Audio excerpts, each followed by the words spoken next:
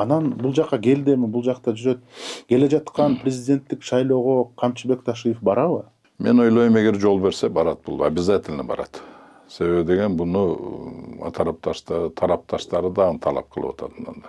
Мунан бул моундай ситуациядан чыгып кетиш жолу ушул да.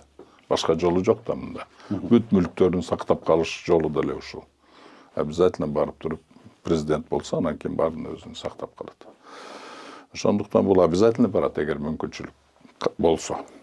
Мына азыр көп айтып атат, серепчилер, саясатчылар ушунун баары жетпей, Камчыбек Ташиев дагы президент болом деген ою болгон деп.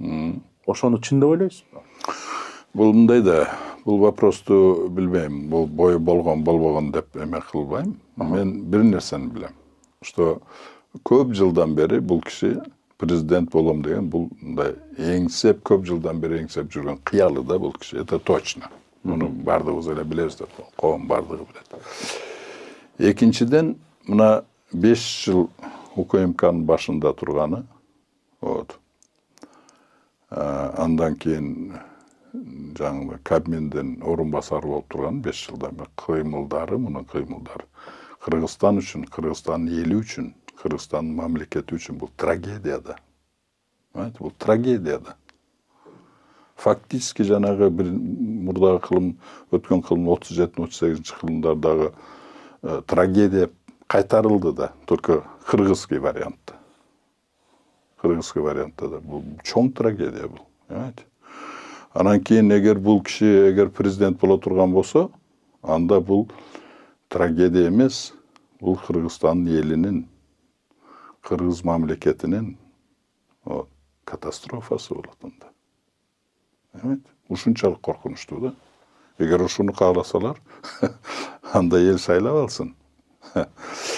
Эгер ушуну кааласалар. Ошондуктан бул өтө коркунучтуу нерсе. Өтө коркунучтуу нерсе. Мына кечээ күнү эле Жогорку Кеңештин төрагасы Марлен Маматалиев ушул 75 каты жөнүндө айтып берди. Жолу кандай болгон, бат эле ыкчам түрүндө кабыл алып, жанагындай кол менен, процедура эмес, кол менен эле алып барып, комитет по конституционному устройствого каттап, анан ошол жактан мүмкүн эми спикер айткан жок, негизи башка депутаттар айтып жатат, мүмкүн импичмент, Садыр Жапаровго импичмент жарыялайбыз деген ойлору бар болчу. Ошого көз карашыңыз кандай? Жок, ал реалдуу эле нерсе. Реалдуу эле нерсе да. Биринчиден карабайсыңар, мен азыр менин ишим менен эле азыр далилдеп бербедимби? Что мамлекеттин, бийликтин үч бутагын толугу менен узурпация кылып алды да бул. Мына менин ишим менен эле, үч ишим менен эле далилдеп берип атам да. Мындай иштер толтура да. Азыр эгер мунун баарын караса толтура да. Мындайча айтканда, жанагы Бекназаров безилдегенче бар да. Аны түрмөдө жатып айтты го кайрылып. 90% бийлик досуңдун колунда деп. Садыр Нуркожоевичко кайрылып айтты го. Президенттик мамлекетпиз, колуңа ал деп кайрылды го. 90% ушунун колунда азыр депчи, бийлик деп. Анан эмеге бир эле калды да, бир эле кадам калды да.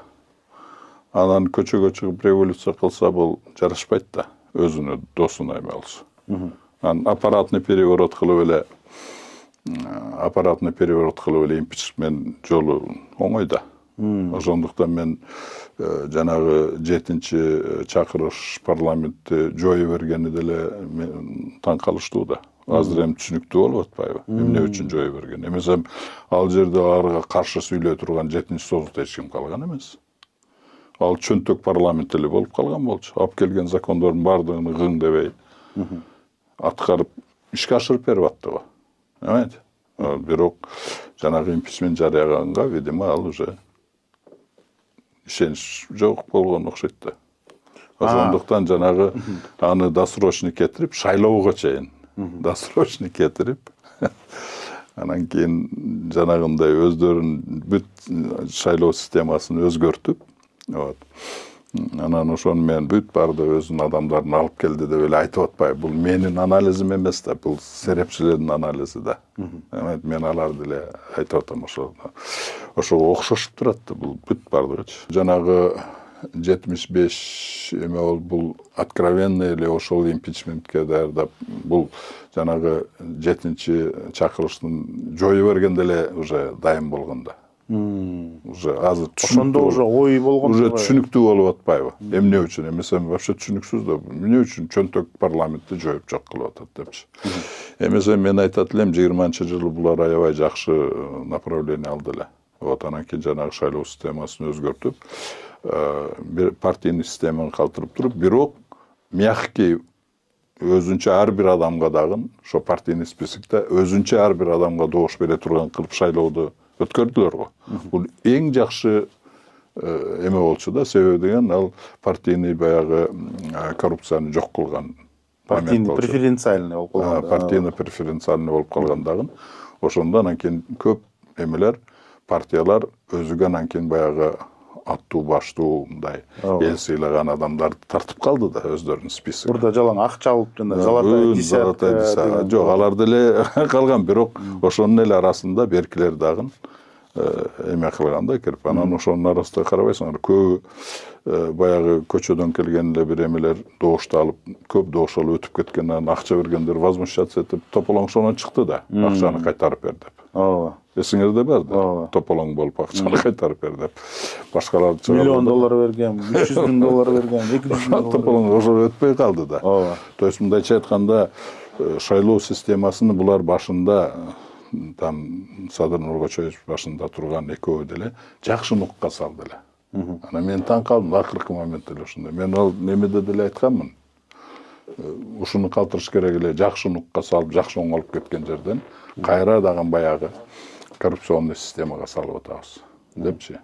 Чо демек өзүнүн кишилерин алып келем деп атайын башкача кылган турбайбы? Ошонтип анан округторго салып одномандатный кылып, ал жерде одномандатный кылгандан кийин уже мындайча айтканда орустардын разделяй властвуй деген принцип менен да. Ал жерде баарды тытылып эме болгон, бир адамды жөн эле эме кылса болот. Өткөрүп коюш оңой. Коюш оңой да.